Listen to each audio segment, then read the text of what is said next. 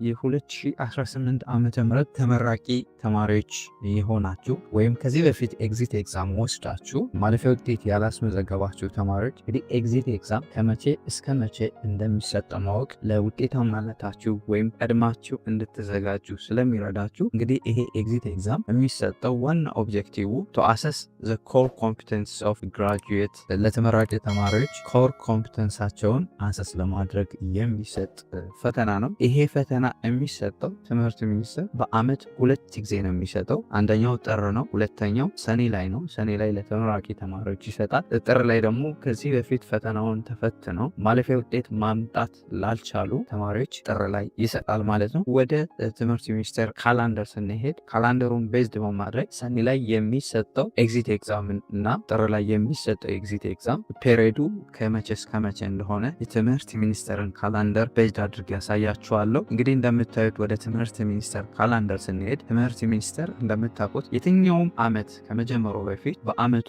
አከናውናቸዋለሁ ብሎ የሚያስባቸውን ነገሮች በሙሉ በካላንደር ያወጣል። ሰው እንግዲህ ይህን ካላንደር ለከፍተኛ ትምህርት ተቋማት ሼር ያደርጋል። እዚህ እንደምታዩት ይሄ ካላንደር ለሁሉም የከፍተኛ ትምህርት ተቋማት የተላከ ነው። ይሄ ካላንደር የ2018 ዓ.ም የከፍተኛ ትምህርት አካዳሚ ካላንደርን ስለማሳወቅ ይላል። እንግዲህ ይሄ ካላንደሩ ነው። እንግዲህ ከዚህ ውስጥ ካላንደሩን ኢንዲቴል ስናየው ጥር ላይ የሚሰጠው ኤግዚት ኤግዛም ከጥር 11 እስከ ጥር 22 2018 ዓ.ም በኢትዮጵያ አቆጣጠር፣ በነጮች አቆጣጠር ከጃንዋሪ 19 እስከ ጃንዋሪ 30 2026 የኤንጋት ወይም ናሽናል ግራጁዌት አድሚሽን ቴስት እና ኤግዚት ኤግዛም ፔሪድ ነው ማለት ነው። ከጥር 11 እስከ ጥር 22 2018 ዓ.ም ከዚህ በፊት ኤግዚት ኤግዛም ተፈትናችሁ ማለፊያ ውጤት ያላመጣችሁ ዘንድሮ የመፈተን እቅድ ካላችሁ እንግዲህ ኤግዚት ኤግዛም ጥር ላይ የሚሰጠው ከጥር 11 እስከ ጥር 22 2018 ዓ.ም ነው ማለት ነው።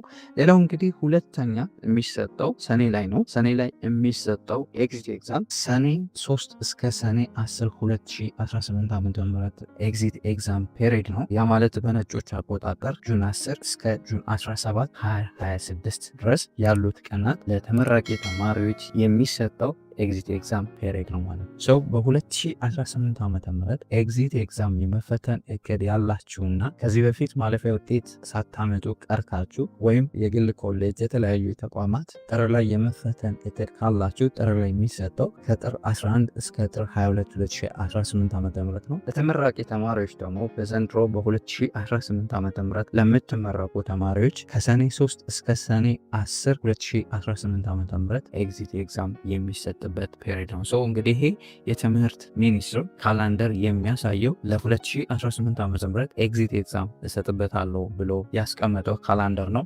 ይህንን ካላንደር ቤዝድ አድርጋችሁ ካሁኑ በ2018 ዓ.ም ትቅድቢ ጥር ላይ ሊሆን ይችላል፣ ትቅድቢ ሰኔ ላይ የምትፈተኑ ተማሪዎች ይህንን መሰረት አድርጋችሁ ካሁኑ ለኤግዚት ኤግዛም እንድትዘጋጁ ሪከመንድ አደርጋችኋለሁ። ሌላው እንግዲህ ይህንን ኮንፊርም ለማድረግ እንደምታውቁት ትምህርት ሚኒስቴር ከሚልከው ካላንደር ቤዝድ ነው። ዩኒቨርሲቲዎች የራሳቸውን አካዳሚ ካላንደር የትምህርት ሚኒስቴርን ካላንደር ቤዝድ አድርገው የራሳቸውን አካዳሚ ካላንደር ያዘጋጃሉ።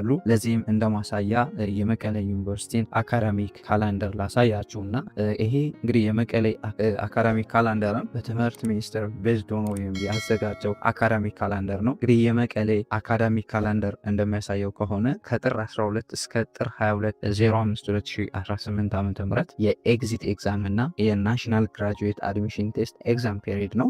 ሰኔ ላይ የሚሰጠው ደግሞ የመቀሌ ዩኒቨርሲቲ ካላንደር እንደሚያሳየው ሰኔ 3 እስከ ሰኔ 10 2018 ዓ.ም ለተመራቂ ተማሪዎች የሚሰጠው የኤግዚት ኤግዛም ፔሪድ ነው ማለት ነው። ይህንን ቤዝድ አድርጋችሁ በ2018 ዓ.ም ኤግዚት ኤግዛም የምትፈተኑ ተመራቂ ተማሪዎች ልትሆኑ ትችላላችሁ። ወይም ከዚህ በፊት ኤግዚት ኤግዛም ወስዳችሁ በተለያየ ምክንያት ማለፊያ ውጤት ያላስመዘገባችሁ ተማሪዎች ይህንን ካላንደር መሰረት አድርጋችሁ ከወዲሁ ቅድመ ዝግጅት አድርጋችሁ እንድትፈተኑ ሪከመንድ አደርጋችኋለሁ። እንግዲህ ተመራቂ ተማሪ ሆኖ ኤግዚት ኤግዛምን ማለፍ ግዴታ ነው።